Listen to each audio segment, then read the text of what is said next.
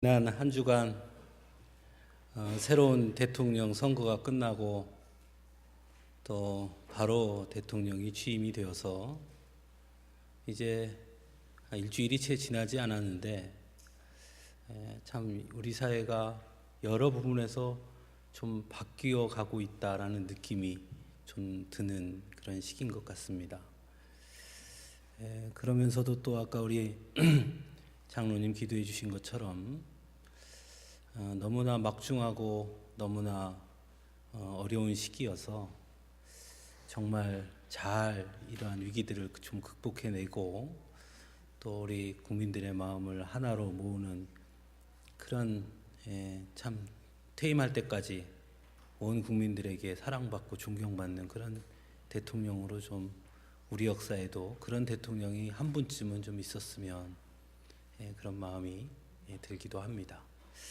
어쨌든 오늘 어버이 주일이어서요, 가슴에 꽃들을 하나씩 달고 계신데 요즘 유행하는 말이 이런 말이 있어요. 꽃길만 걷기를, 이런 말이 있는데 우리 어버이들 가슴에 꽃 다신 분들 앞으로 하나님 나라 가시면 거기는 꽃길이니까요, 그 가는 과정도 항상 꽃길이 되시기를 축복해 드립니다. 우리 박수 한번 쳐드릴까요? 감사합니다. 오늘 우리에게 주신 하나님 말씀은 베드로전서 5장 1절에서 11절 말씀입니다. 베드로전서 5장 1절에서 11절 찾으신 줄 알고 제가 봉독하겠습니다. 너희 중 장로들에게 권하노니 나는 함께 장로된 자요 그리스도의 고난의 증인이요 나타날 영광에 참여할 자니라. 너희 중에 있는 하나님의 양무리를 치되 억지로 하지 말고 하나님의 뜻을 따라 자원함으로 하며 더러운 이득을 위하여 하지 말고 기꺼이 하며 맡은 자들에게 주장하는 자세를 하지 말고 양무리의 본이 되라. 그리하면 목자장이 나타나실 때에 시들지 아니하는 영광의 관을 얻으리라. 젊은 자들아 이와 같이 장로들에게 순종하고 다 서로 겸손으로 허리를 동이라. 하나님은 교만한 자를 대적하시되 겸손한 자들에게는 은혜를 주시느니라. 그러므로 하나님의 능하신 손 아래에서 겸손하라. 때가 되면 너희를 높이시리라. 너희 염려를 다 주께 맡기라. 이는 그가 너희를 돌보심이라. 근신하라. 깨어라. 너희 대적 마귀가 오는 사자같이 두루다니며 삼킬 자를 찾나니 너희는 마음을 굳건하게 하여 그를 대적하라. 이는 세상에 있는 너희 형제들도 동일한 고난을 당하는 줄을 알미라. 모든 은혜의 하나님 곧 그리스도 안에서 너희를 부르사 자기의 영원한 영광에 들어가게 하시니가 잠깐 고난을 당한 너희를 친히 온전하게 하시며 굳건하게 하시며 강하게 하시며 털을 견고하게 하시리라. 권능이 세세무궁하도록 그에게 있을지어다. 아멘. 5월은 가정의 달이죠. 그래서 우리가 5월에 가정에 관한 이야기를 많이 나누게 되죠. 가정에 있어서 가장 중요한 관계 중에 하나가 또한 부모와 자녀의 관계라 할 수 있습니다. 부모와 자녀의 관계가 원만하고 잘 이루어지는 가정이 사실은 행복한 가정이죠. 그런 측면에서 본다면 오늘 이 시대의 우리의 가정은 과연 얼마나 행복한가 되묻지 않을 수 없습니다. 많은 가정에서 부모와 자녀들이 심각한 갈등을 겪고 있기 때문이죠. 더 심각한 것은 이러한 부모와 자녀 간의 갈등이 단순한 하나의 의견 충돌을 넘어서서 삶을 바라보는 시각과 가치의 차이에서 비롯되어져서 점점 그 간격이 벌어지고 있다는 것입니다. 21세기 들어서면서 우리 사회는 하루가 다르게 급변하고 있지요. 그저 어제와 같은 오늘, 오늘과 같은 내일이 아닌 어제와 완전히 다른 오늘, 그리고 오늘로 상상할 수 없는 내일이 쉼없이 우리에게 다가오고 있고, 사실 부모 세대는 그러한 변화에 민첩하게 대응하지 못하는 데 반해 자녀 세대는 오히려 그러한 변화의 중심에서 변화를 이끌어가고 있기도 합니다. 그러다 보니 삶의 방식의 차이가 점차 더 커지게 되는 것 같습니다. 부모 세대는 어제의 삶의 방식을 오늘에 적용하려고 하고, 자녀 세대는 내일의 변화를 준비하는 오늘로 오늘을 삼고자 하는 것이죠. 그러다 보니 자녀 세대의 눈에 비치는 부모 세대는 변화에 대응하지 못하고 적응하지 못하는 과거에만 얽매여 있는 고리타분한 모습으로 보이기도 하는 것 같습니다. 그래서 부모 세대를 가리켜 흔히 요즘은 꼰대라는 말로 부르기도 한다고 합니다. 그에 비해 부모 세대의 눈에 비치는 자녀 세대는 다른 사람들의 눈은 의식하지 않은 채 그저 자신들 마음 내키는 대로 사는 것처럼 보여 위험해 보이기도 하고 한심스럽게 보이기도 합니다. 이러한 삶의 방식의 차이는 한 가정의 문제를 뛰어넘어 이제는 사회의 갈등으로까지 나타나고 있는 것 같습니다. 지난 대선의 투표 결과에서 보여지듯이 이러한 간격은 사회에 매우 중요한 의사를 표현하는 데 있어서도 분명하게 점차 드러나고 있음을 보게 됩니다. 사실 부모 세대의 삶의 목표는 지금껏 끊임없이 안정에 있었습니다. 사회적 불안과 경제적 가난에서 오는 그 불안감을 해소하는 것이 지금껏 살아오는 데 있어 가장 중요한 삶의 목표였던 것이죠. 그래서 안정을 위해서 개개인의 요구는 무시당해도 그저 인내했고, 경제적 가난을 벗어나기 위한 삶의 많은 부분을 희생해야 하는 것도 어쩔 수 없다고 감수하고 받아들였습니다. 그리고 이러한 부모 세대의 노력으로 결국 우리 사회는 어느 정도 사회적 안정과 경제적 가난에서도 어느 정도 벗어나게 되었고, 사회 또한 일정 부분 안정감을 성취하게 된 것이죠. 그리고 이러한 일부분의 성취를 이룬 부모 세대는 여전히 자신의 자녀들을 통해 보상받기를 원하는 면과, 또한 우리의 자녀 세대에서 미완성된 그 안정을 완전히 이루기를 소망하고 있습니다. 하지만 자녀 세대는 좀 다르죠. 처음 태어날 때부터 부모 세대의 노력으로 인해 주어진 미완성된 안정이지만, 안정이 어느 정도 누려져 있는 기반 안에서 태어났고, 또한 그럼으로 인해서 삶의 목표도 부모 세대와는 달라질 수밖에 없었습니다.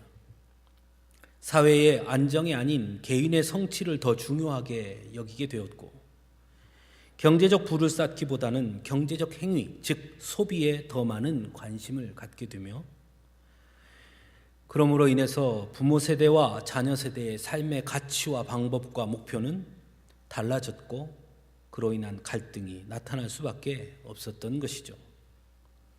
그래서 부모 세대는 자녀 세대를 보면서 걱정하고 염려할 수밖에 없고, 그러한 부모 세대에 대해 자녀 세대는 답답함을 토로하고 있는 것 같습니다. 물론 역사적으로 어느 시대든 갈등은 존재했습니다. 우리 사회 역시 이데올로기의 갈등으로 인해 남과 북의 분단이 60년이 넘어간 채 지속되고 있지 않습니까? 그동안 지역 갈등의 폐해는 또 얼마나 컸으며, 보수와 진보의 갈등 또한 여전합니다. 그리고 이제는 거기에 더해 세대 간의 갈등까지 나타나는, 어떻게 보면 우리 사회는 끊임없는 갈등의 구조 속에 놓여 있는 것처럼 보입니다. 그렇다면 무조건 갈등은 나쁜 것일까요? 그렇진 않습니다. 모든 갈등이 무조건 나쁘다고만은 할 수 없습니다. 오히려 그러한 갈등들 속에서 사회는 발전하기도 하고, 때로는 좀 더 세밀해지기도 하기 때문이죠. 하지만 그 갈등이 그렇게 하는 것이 아니라 그 갈등의 문제들을 줄여가고 해소해가는 그 과정 속에서 우리의 역사는 발전하고 사회도 발전하는 것이며, 그것을 해소하고 조정해가는 힘을 가진 사회가 곧 건강한 사회라 할 수 있을 것입니다. 그러므로 우리 사회가 좀 더 건강해지기 위해서, 또 좀 더 나은 사회로 발전하기 위해서는 우리 사회 안에 있는 이데올로기 갈등, 지역 갈등, 또 진보와 보수의 갈등 또한 중요하지만 부모 세대와 자녀 세대의 갈등 역시 그저 놔둘 수는 없는 문제이고, 그 문제를 해결해 가는 그러한 방법들을 찾는 것이 어느 때보다 중요하다 할 수 있을 것입니다. 오늘 우리가 함께 읽은 본문 베드로전서 5장은 교회 내에도 장로들과 젊은이들 사이에 갈등이 있었음을 오늘 본문의 내용을 보면 알 수 있습니다. 그래서 저자는 장로들을 향해 그리고 젊은이들을 향해 권면하고 있습니다. 그것이 오늘 우리가 읽은 본문의 내용입니다. 오늘 본문에서 그 갈등의 원인을 대해서 나이 든 사람들이, 즉 장로들이 자신의 경험과 가치 판단을 젊은이들에게 일방적으로 강요함으로써 온다고 어느 정도 파악하고 있는 것처럼 보여지기도 합니다. 그래서 2절에서는 억지로, 3절에는 주장하는 자세로 하지 않도록 권면하고 있습니다. 또한 젊은이들은 장로들의 가르침을 잘 따르지 않았고, 젊은이들이 스스로 교만하거나 변화된 세상을 염려하여 장로들의 의견을 시대에 뒤떨어진 것으로 평가했기 때문에 그 안에서 갈등이 일어난 것으로 또한 한 원인을 파악하고 있으며, 그래서 젊은이들에게는 5절에 순종과 겸손, 그리고 7절에 너희 염려를 다 주께 맡기라 라고 권면하고 있습니다. 이러한 쌍방적 권면은 골로새서와 에베소서에 나타나는 가정을 향해 주신 말씀과 거의 흡사함을 보게 됩니다. 에베소서 6장 1절에서 4절에 보면 자녀들아 주 안에서 너희 부모에게 순종하라 말씀하고 있고, 또한 아비들아 너희 자녀를 노엽게 하지 말라 라고 하는 말씀이나, 골로새서 3장 20절에서 21절 말씀에 자녀들아 모든 일에 부모에게 순종하라, 아비들아 너희 자녀를 노엽게 하지 말지니 라는 말씀과 그 맥을 같이 하고 있음을 알게 됩니다.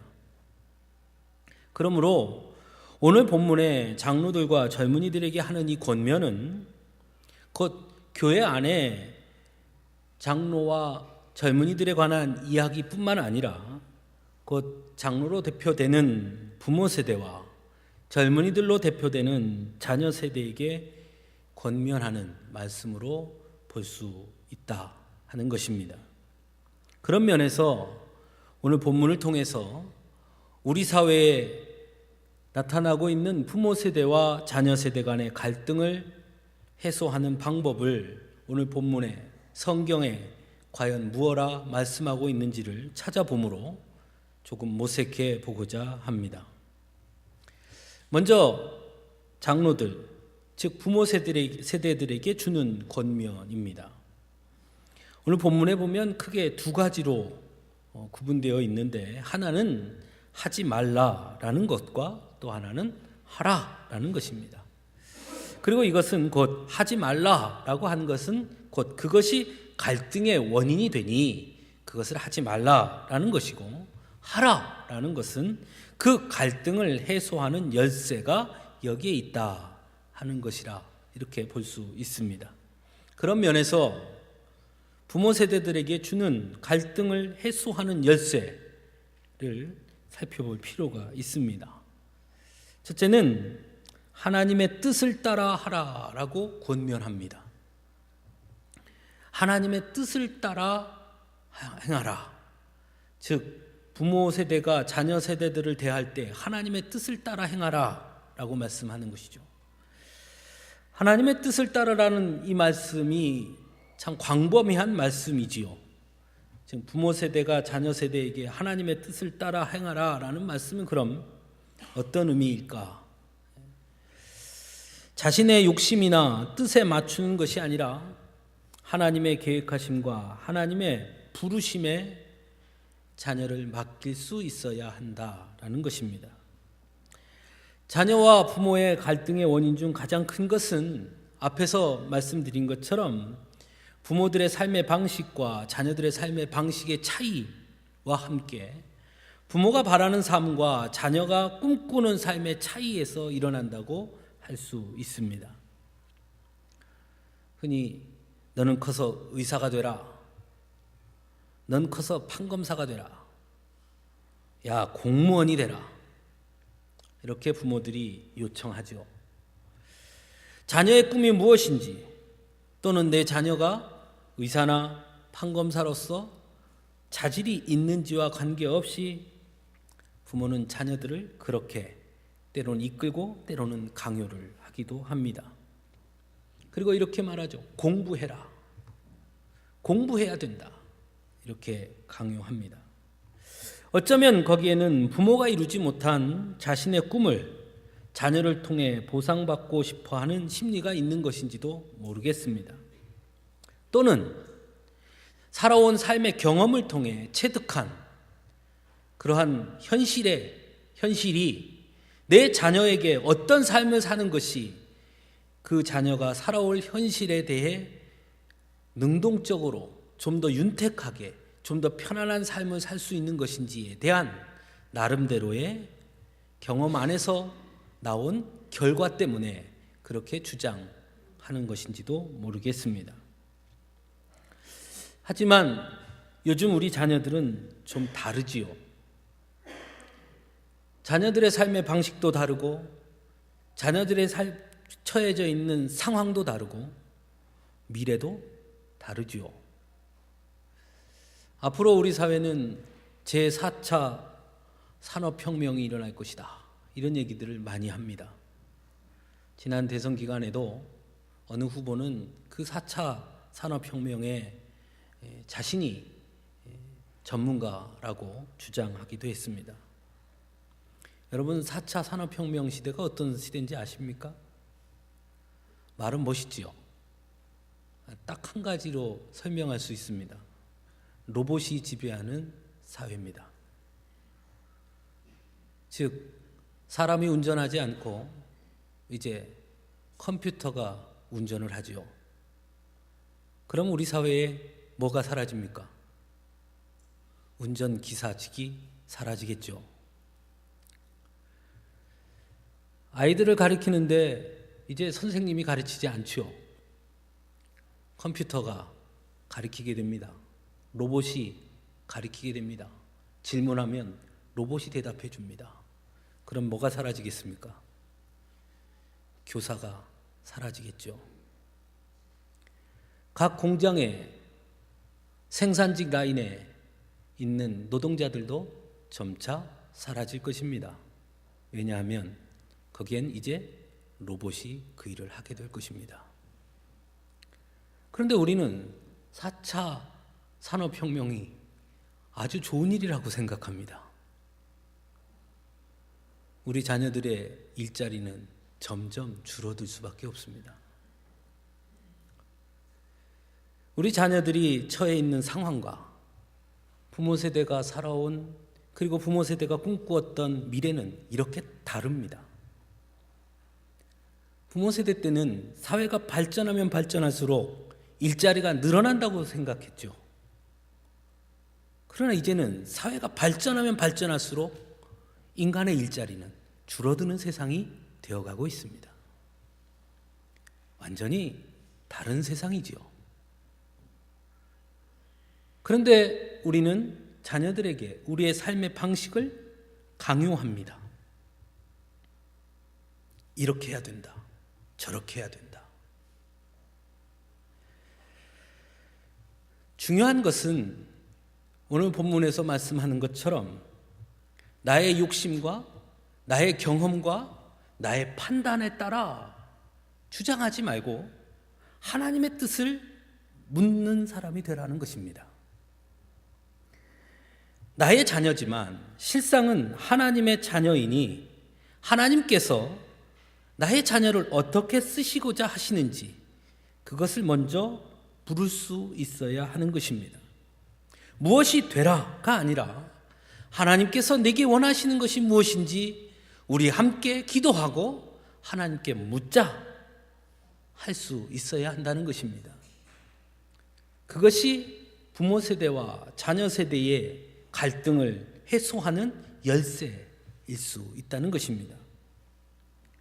두 번째는 더러운 이득을 위하여 하지 말고 기꺼이 하라라고 말씀합니다. 즉 이익관계를 떠나 즐거움의 원칙으로 하라는 것입니다. 하나님이 원하시는 일을 할 때 기뻐하십니다. 그리고 하나님이 기뻐하시는 것은 곧 우리의 기쁨인 줄로 믿습니다. 그렇죠? 하나님이 기뻐하시는 것이 우리의 기쁨인 것이죠. 그러므로 우리는 하나님이 기뻐하시는 일, 하나님의 기쁨이라는 원칙 안에서 모든 일을 행할 수 있어야 한다는 것입니다. 그러나 요즘 우리 사회의 선택의 제1의 기준은 이익에 있다고 해도 과언이 아닐 것입니다. 그러다 보니 자녀들의 진로를 이야기할 때도 자꾸 이익을 기준으로 삼게 됩니다. 뭐가 괜찮대더라, 뭘 해야 돈을 많이 번대더라, 이렇게 자꾸 이익에 따라 이야기를 하게 되죠. 언젠가 어떤 분하고 이야기하는데 그런 얘기를 들은 적이 있습니다. 요즘 일자리 없다고 다들 그러는데 사실은 일자리가 없는 게 아니라 요즘 젊은 애들이 중소기업 같은 데로 일을 안 하려고 그래서 그렇지 일자리가 셌습니다. 그런 얘기를 가만히 듣고 제가 이렇게 되물었습니다. 그러면 선생님 따님이 있는데요, 그 따님을 시집을 보낼 때 그런 중소기업에서 일하는 사위를 맞이할 수 있겠습니까? 그랬더니 아무 말을 안 해요.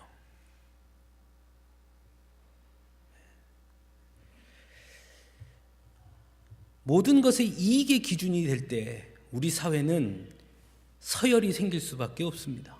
이익이 많은 사람, 적은 사람, 그 이익이 곧 그 사람의 능력치가 되기도 하죠. 언젠가 부모와 자녀가 심각하게 갈등하는 그런 가정을 만나서 상담을 한 적이 있습니다. 아이는 꿈이 요리사가 되는 게 꿈이었는데요, 부모는 절대로 안 된다고 완강하게 반대를 하는 겁니다. 그래서 만났어요. 그런데 놀라운 사실은 부모가 뭘 하는 분이었냐면 요리를 하는 분이었어요. 그러니까 부모가 식당을 해요. 식당. 그러니까 요리사입니다. 그런데 자기 자녀가 요리를 한다니까 완강하게 반대하는 거예요. 내 눈에 흙이 들어가지 않는 이상 절대 안 된다. 그렇게 얘기하면서 계속 이렇게 얘기합니다. 요리가 너 얼마나 힘든지 아냐? 요리해봐야 입에 풀칠하고 먹고 살기도 힘들다. 너 왜 그걸 하려고 그러냐? 자꾸 말하는 거예요.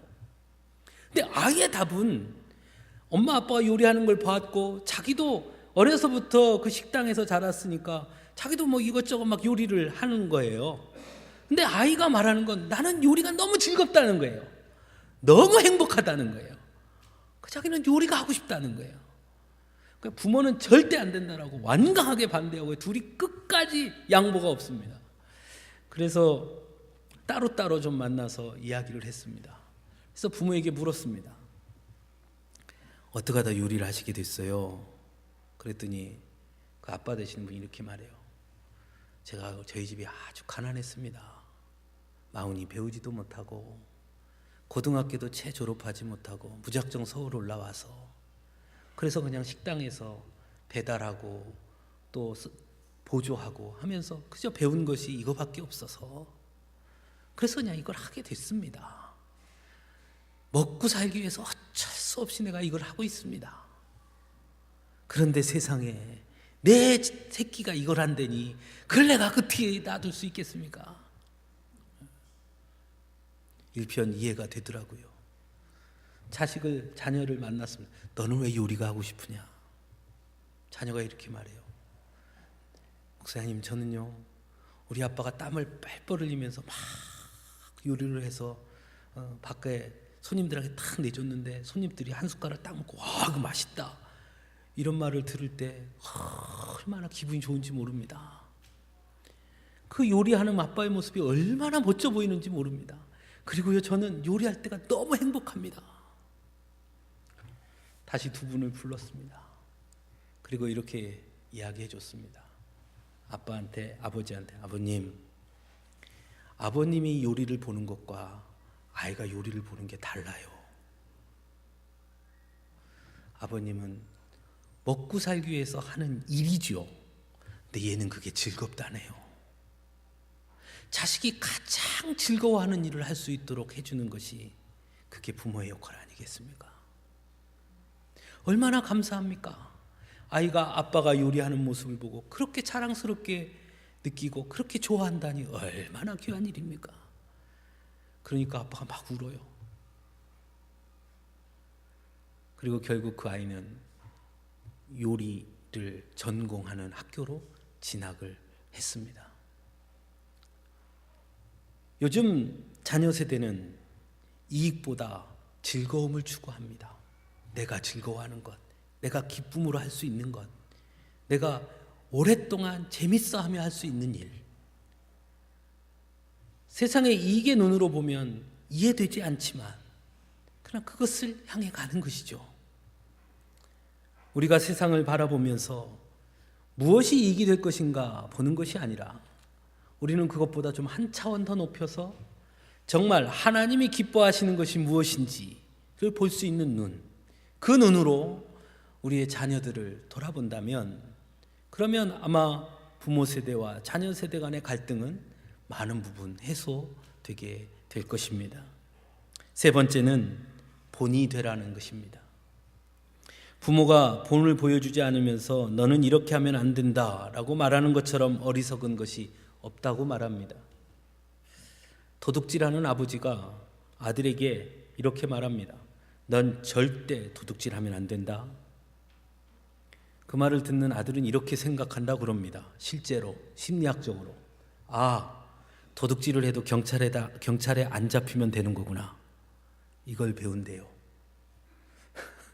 부모는 도둑질하면 절대 안 된다 이렇게 가르쳐 주는데 그 자녀는 도둑질을 해도 경찰한테만 안 잡히면 되는 거네 이렇게 생각한다는 겁니다.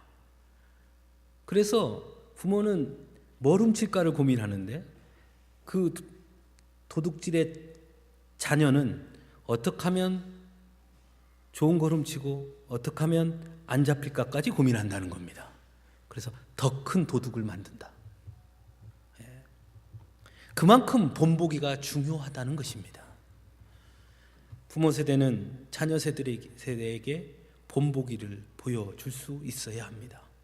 참 어려운 일이죠. 그렇다면 자녀 세대, 자녀들, 젊은이들에게 주는 권면은 무엇입니까? 오늘 본문에 보면 순종하라는 것입니다. 부모 세대에게 순종하라는 것. 순종과 비슷하게 쓰이는 말이 있죠. 복종입니다. 여러분, 순종과 복종의 차이가 무엇입니까? 순종은 순순히 따르는 것이고 복종은 어쩔 수 없이 따르는 것입니다. 그러므로 부모에게 순종하라라는 이 순종의 말 속에는 그 부모를 인정해 준다는 것입니다. 인정하기 때문에 순순히 따르는 것입니다. 인정함이 배제되어 있는 것은 순종이 아니라 복종인 것이죠. 자녀 세대들이 부모에게 순종하지 못하는 것은 그러므로 부모의 의견이 틀렸다고 생각하거나 또는 부모는 나보다 잘 모른다고 생각하기 때문입니다. 즉 부모를 인정해 주지 않는 것이죠. 그래서 지금이 어떤 시대인데 그런 말씀을 하십니까? 모르시면 그냥 가만히나 계세요. 내가 다 알아서 합니다. 이렇게 말하면서 부모 세대를 무시하거나 상처 주는 말을 하곤 합니다. 물론 시대의 변화에 부모 세대의 적응이 자녀 세대보다 뒤떨어질 수 있습니다. 변화보다 경험을 중요시하는 부모 세대의 접근법이 답답해 보일 수도 있습니다. 하지만 부모 없이 자녀는 존재하지 않지요. 부모 세대가 없이 자녀 세대는 존재할 수 없습니다. 변화와 개성만이 반드시 옳거나 좋은 것도 아닙니다. 변화와 개성이 힘을 발휘하기 위해서는 경험이 바탕에 있어야, 그래야 힘을 발휘하는 것입니다. 그러므로 자녀 세대는 부모 세대를 존중할 수 있어야 합니다.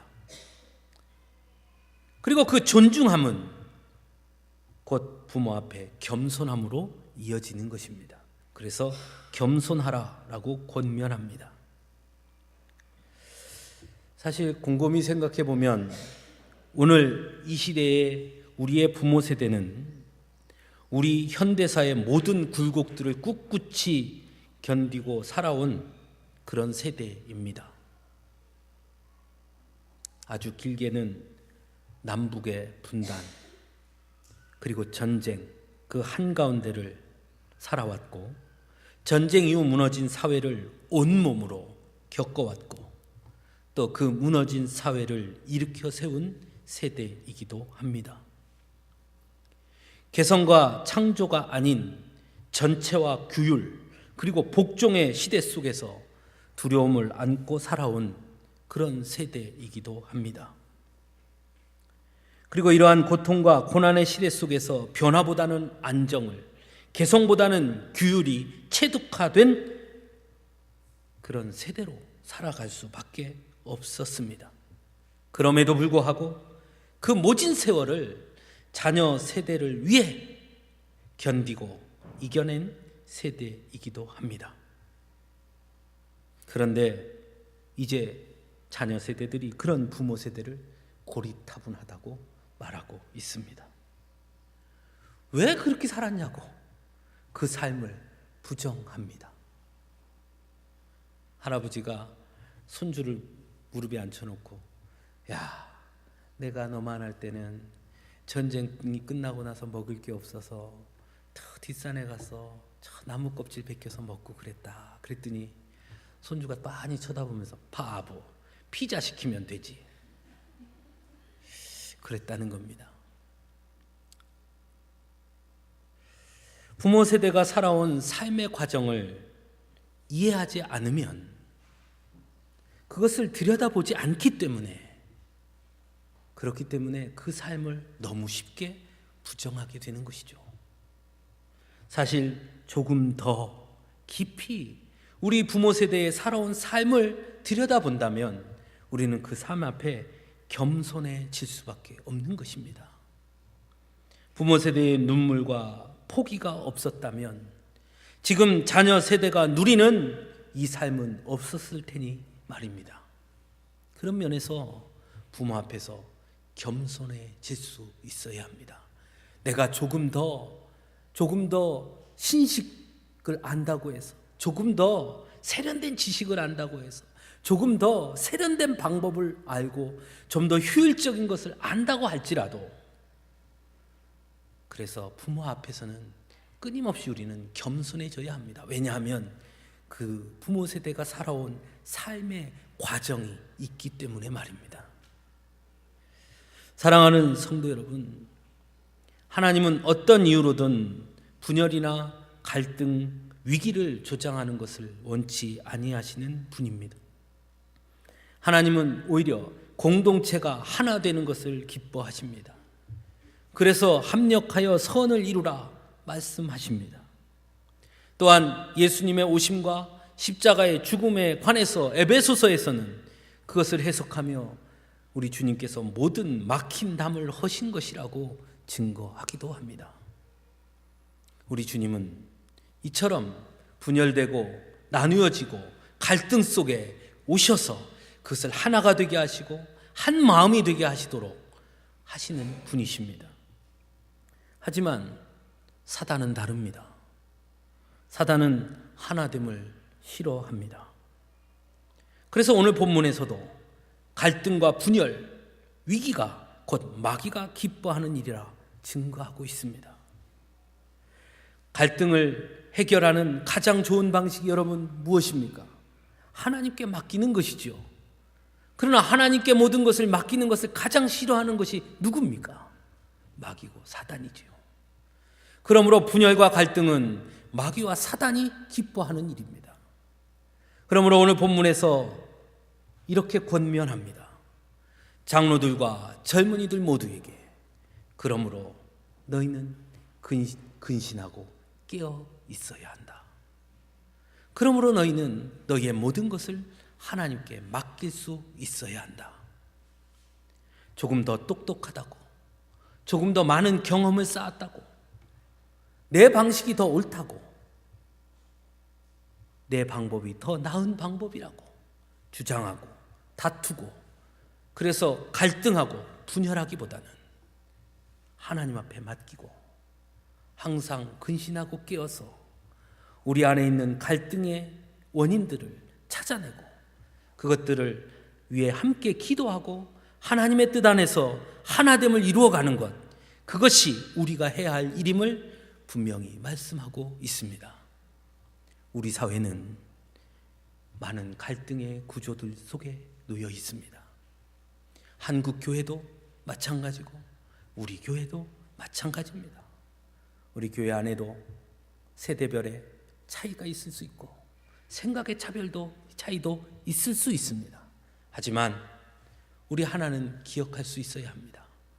다름은 갈등의 원인이 아니라 다름이 발전의 원인이 되도록, 다름은 서로의 다툼이 원인이 아니라 다름이 곧 우리의 기도의 제목이 되도록, 그래서 하나님 앞에 맡기는 자세가 되도록, 그래서 끊임없이 하나님의 뜻을 물으며 그 뜻 안에서 우리의 갈등의 문제들을 해소하는 그런 노력들을 우리가 끊임없이 기울임으로 하나님이 기뻐하시는 하나 되는 공동체, 하나 되는 가정, 하나 되는 교회, 하나 되는 나라가 이루어질 수 있도록 날마다 하나님 앞에 맡기고 또 맡기는 우리들이 될 수 있기를 간절히 바랍니다.